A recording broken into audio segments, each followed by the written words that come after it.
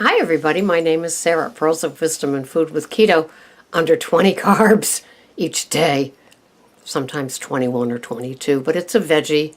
It's just because I've added Swiss chard in addition to the salad with the raw veggies in it, and so I'm not sweating it.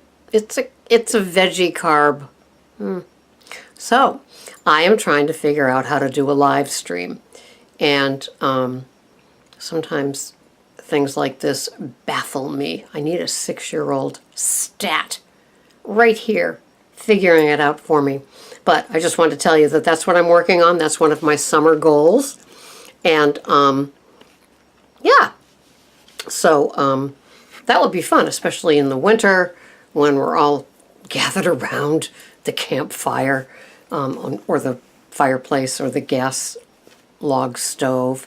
But so what am I doing today? Well, I'm working on that and seeing how it's going to roll.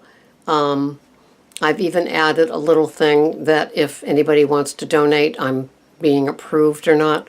So not that I'm monetizing, but if somebody wants to contribute, maybe my equipment can get upgraded as well as my skill set. We'll see. No big deal. I'm not going anywhere. It's just what it is. I need a monogrammed bathrobe line. That's what I think. Pearls of Wisdom and Food, bathrobe line. Males and females. So I've just finished tracking everything. I'm working on cooking some things. I've got my salad pretty much pre-made for dinner tonight. I'm having the same thing 3 nights in a row. The scale showed an appreciation for that, so I'll take it. And I'm about ready to have my eggs and leftover ribeye steak. That'll be fun.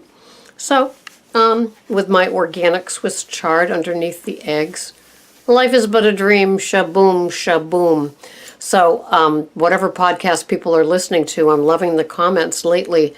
I'm hearing a boatload of gratitude for being on the keto food plan, having results show up in lab work, on the scale, in their mood, their attitude, avoiding things like, somebody was saying that she's lost 65 pounds. She's 66 years old. And it's pretty awesome, isn't it? And that she knows, so I read her comment and then I realized, we really are charting our courses to push away a cancer or diabetes or high blood pressure, high cholesterol, things like that, by making these keto choices and then having our blood work done and seeing the terrific results. Aren't we lucky that we can do something like that? When I was eating the standard American diet in moderation with Weight Watchers, all it meant was, just probably less fat in the bread or ice creams. It wasn't showing up in my lab work. My lab work was still looking the same. The scale went down until it decided, all set. This is it. This is your set point. And I really wasn't having much of that. I didn't want that to be my set point, even though I stayed there for well over a year. And so by eliminating the sugars and the grains and the fruits, what a difference. And the starchy veggies, because I had a baked potato every Saturday, no matter what. And then sometimes I would have sweet potatoes. Would I like to have them again today? Maybe a sweet potato, but it's been out of my life for so long. It's not like I'm hankering for it.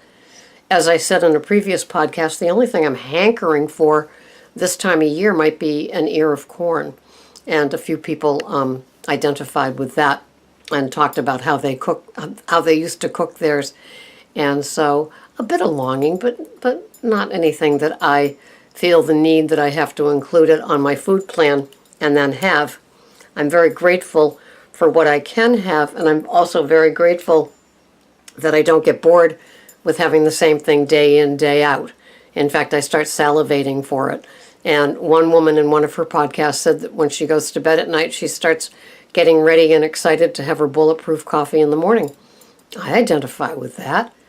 That's one of the reasons I love to go to bed early, because then I can get up early and I can have my wonderful organic coffee choice made into a bulletproof coffee. Doesn't get better than that. So some of you have commented on my fridge. That was a totally spontaneous thing that I did with Greg. Poor guy, he was so tired. A lot that goes on when you get a new fridge, let me tell you. And, cleaning behind the old one. And then this one has an ice maker, the other one didn't. So setting that up, he's really good with things like that. And then putting everything in 2 huge coolers and then transferring them back into the fridge and learning what condiment thing lives where.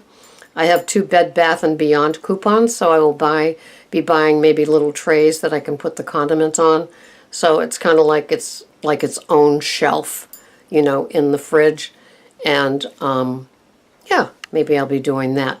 But for now, right now, I'm doing a podcast, and I'm doing it on gratitude for the whole keto experience. It's like nothing that I ever planned. I didn't realize when I started this that it would be not only a lifestyle, but it would be a community of people like all of you out there that feel the same way, that comment, that keep me going. You're the wind beneath my sails. Oh, isn't that wonderful? Did I just make that up? No, I don't think I did. But Bette Midler's around our age. I wonder what kind of food plan she's on, if any. But she looks great. And a lot of women our ages look great. And you just kind of wonder how they do it. I had heard that Robin Roberts does keto after she recovered from her cancer. Who knows? Cancer loves sugar. So if you're eating a lot of sugar and you want to avoid cancer, that's a good place to start. Not to mention adding the grains to it.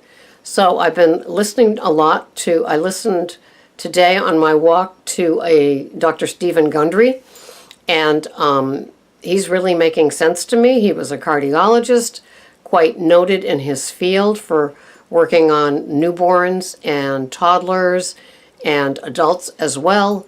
And yeah, I'm about halfway through an interview that he's giving, and he's making really good sense to me. I don't know if anybody else has any experience with listening to him, but yeah, he's added a lot to my interest peaking and wanting further education.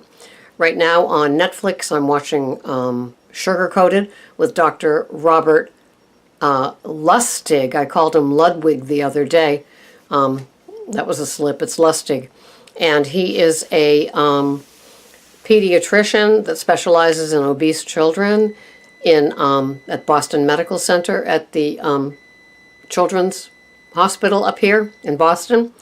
And he's really learning the sad way, isn't he, by dealing with all these kids. And he was talking about the markers of, pre-diabetic metabolic syndrome and all that. And he says, it used to be called juvenile diabetes onset, but now it's starting before they're even juveniles. They're just wee ones, and they're coming down with it. They're catching it from the standard American diet and the environment, I'm sure. So, as you can hear, my timer is going off. So I guess this is just a short one for me. I usually end between 12 and 16, and this is like 9-ish. But thanks so much for watching. You'll never know how much I appreciate you.